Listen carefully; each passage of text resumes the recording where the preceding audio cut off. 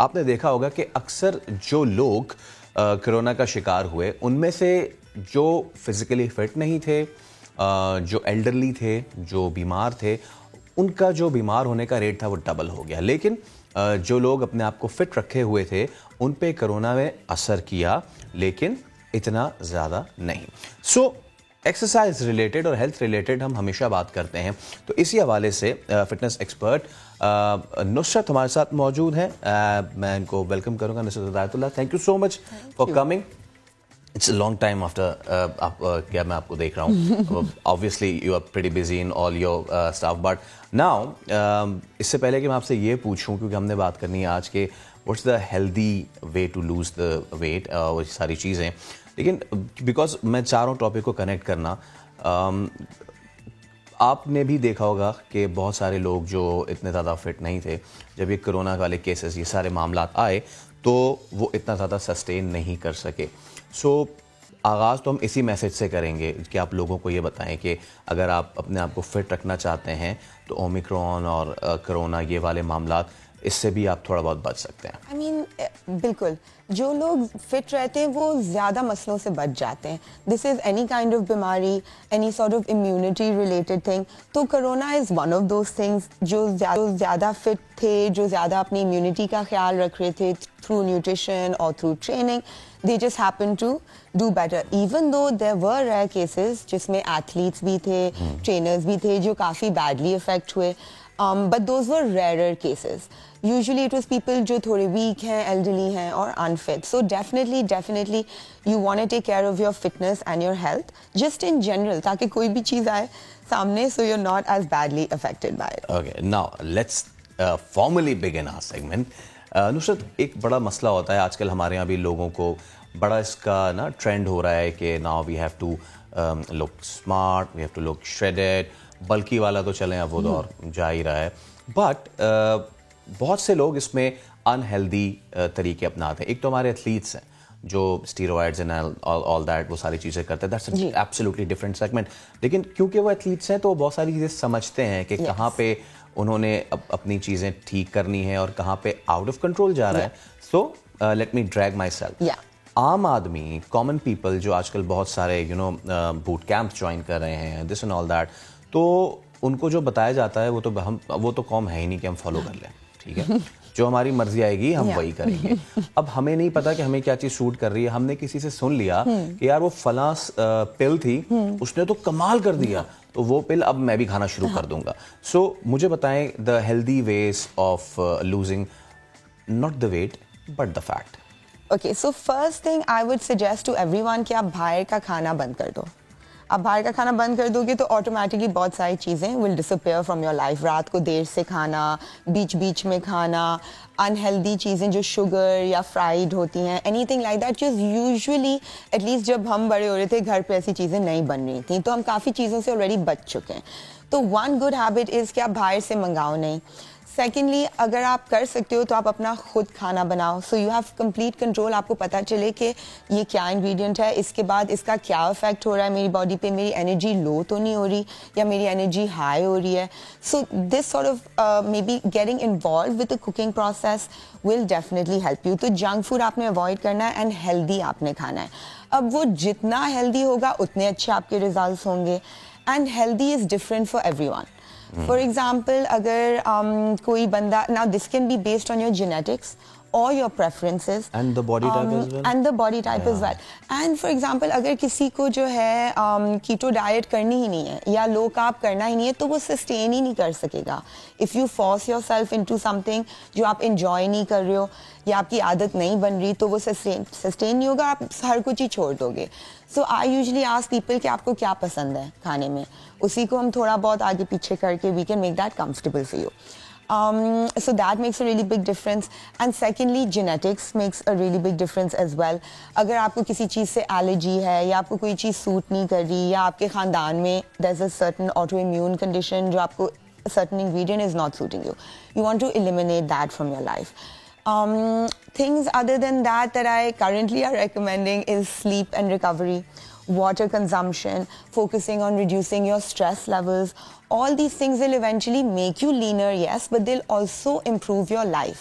तो दोनों चीज़ें आपकी उसमें हैंडल हो जाती हैं। हाँ, ये वाली चीज़ ना, अब जैसे बहुत सारे लोग मेहनत उन्होंने कर ली, सब कुछ कर लिया, लेकिन नुसरत अब मैं आपसे चाहूँगा ये ज़रा लोगों को बताएं कि बहुत छोटी चीज़ लगती है वाटर कंजम्पशन, बहुत छोटी चीज़ लगती है यार। हाँ, हम तो पीते हैं, सही, हम तो पीते हैं। स्ट्रेस मैनेजमेंट, कि अरे यार काम है तो काम के साथ तो स्ट्रेस है ही। बिल्कुल, ये बड़ी छोटी छोटी चीज़ें हैं, लेकिन राय का पहाड़ बन जाते हैं ये। I mean, please definitely. Go on with this.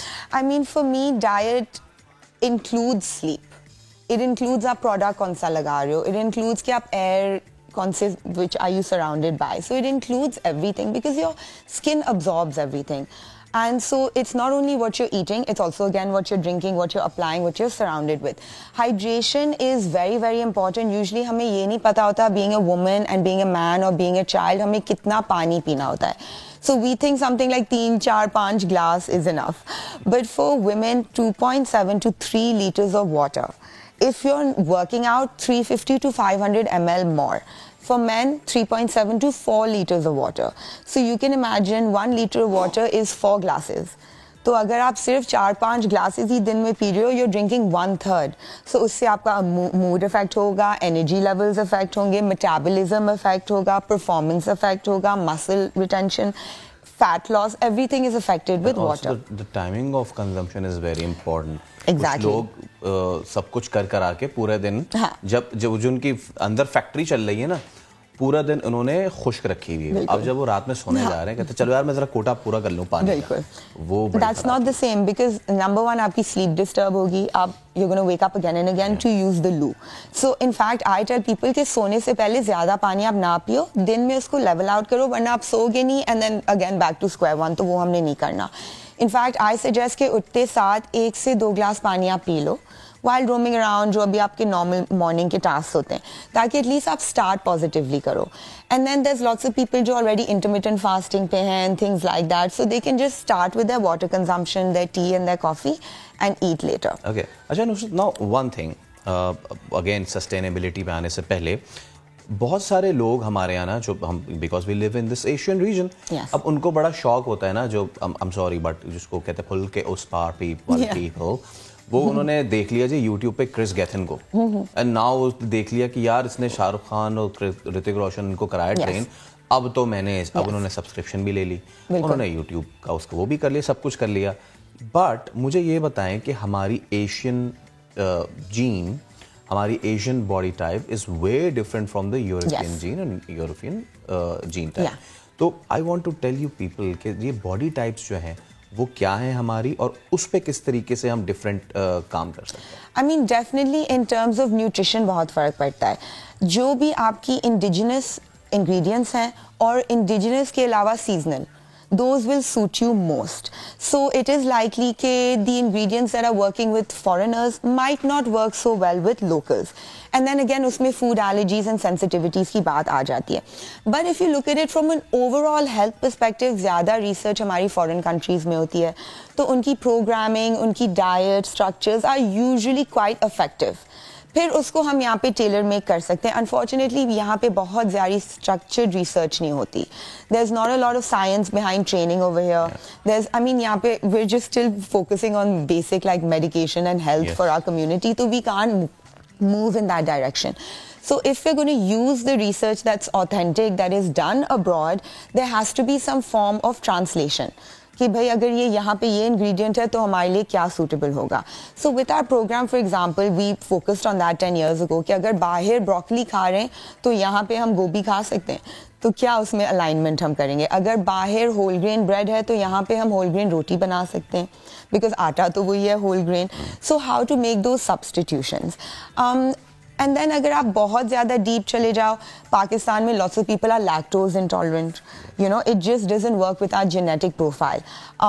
2 in 3 people have a lactose intolerance over here. Someone like me, for example, I have a Mongolian gene from my mom's side. I do really, really well on lactose. So that's personal testing also. अगर मैं इसको आम आदमी की ज़ुबान में कहूँ तो that डेयरी की एलर्जी कई लोगों में बहुत ज़्यादा होती है, कई लोगों में कम होती है. And you can detect this. For example, अगर आप दूध या दूध का कोई आइटम पी के आपको इन्फ्लेमेशन हो रही है, या आपको लथाजी हो रही है, या आपको brain fog, which is very common now, you will hear कि भाई मुझे समझ नहीं आ रहा मैंने करना क्या है. ग्लूटेन से भी होता है लोगों को, लेकिन कई एलर्जीज होती हैं फुल ब्लोन। अगर आपने फॉर एग्जांपल ग्लूटेन की एलर्जी है, आपने रोटी खाई, पेट खराब हो गया, आपको पता चल जाएगा कि भाई मुझे एलर्जी है। लेकिन अगर पेट नहीं खराब हुआ लेकिन थोड़ी सी इन्फ्लेमेशन हो रही है, you might not be able to detect that. But if you are trying to lose weight and you go to a trainer and पता चल रहा है कि भाई पेट कम ही नहीं हो रहा, they send you for a test, they find out कि भाई ग्लूटेन की सेंसिटिविटी है, then that's a whole other ball game. Then we have to probably eliminate gluten. So I would suggest अगर आप कोई foreign program follow कर रहे हो, go ahead, please follow it. The research is authentic, the programs are authentic. लेकिन थोड़ा बहुत अपने आप के लिए आप उसको tailor make कर लो कि भाई अगर मुझे पाकिस्तानी खाना खाने की आदत है, मुझे cravings हो रही हैं, and you want your biryani, pulao and koftas, then please have them, but make sure आप process कोई चीज़ नहीं ले रहे हो या आप whole grain use कर रहे हो. Use brown rice, make a brown rice biryani, you know, and follow a great program. You lose the weight and you'll enjoy it also. Okay, now आखिर में हमने 40 दिन 42 दिन 50 दिन कर लिया and we got the result, but now the thing is जैसे ही वो छोड़ा यार फिर आ गया, अब ये इसका मैं क्या हल करूं? मतलब आप छोड़ नहीं सकते हो, कोई भी आप आदत डालोगे जिंदगी में, आप छोड़ोगे तो वापस you'll come back to the same thing. Like you buy a car, if you don't oil your car, it's not going to work. If you don't furnish your AC, it's going to stop working. तो मतलब your body is a machine. माशाल्लाह, it's the best machine out there. आप उसका ख्याल रखोगे, वो आपका ख्याल रखेगी, आप उसको भूल जाओगे, वो आपको भूल जाएगी. So you have to, it's a communication between you and your body. And you have to also try and understand that putting yourself forward is really important. सही है, आपने अपना गोल अकम्प्लिश कर लिया, बट उसके बाद आपको सस्टेन करना है, आपने अपने आप को प्रायोरिटाइज करना है. यूजली लोग गोल अकम्प्लिश करते हैं, भाई मुझे शादी करनी है या मेरा कोई दोस्त की शादी है, मुझे इवेंट पे जाना है, समथिंग लाइक दैट. फिर वो गोल अकम्प्लिश कर लेते हैं and then they forget about it. So you have to prioritize yourself and see accomplishing this goal, sustaining it in the long term, how much is it going to affect your life Basically, positively. अगर मैं इसको जवाब में कहूँ कि exercise, it's not a goal, it's part of life. It's a process. It's a process. And it's an ongoing process. Ongoing process. जब तक सांस है तब तक ये चल रहा है. करना होगा. Nusrat, thank you so much. It was a pleasure having you, and इंशाल्लाह आगे will come out and हम जो आपका आउटडोर सेशन उसमें करेंगे. So कहते हैं ना कि जब तक जान है तब तक जहान है, और जब तक जान है तब तक आपने ये चीज़ अपने साइकिल में जो है वो ऐड करनी है.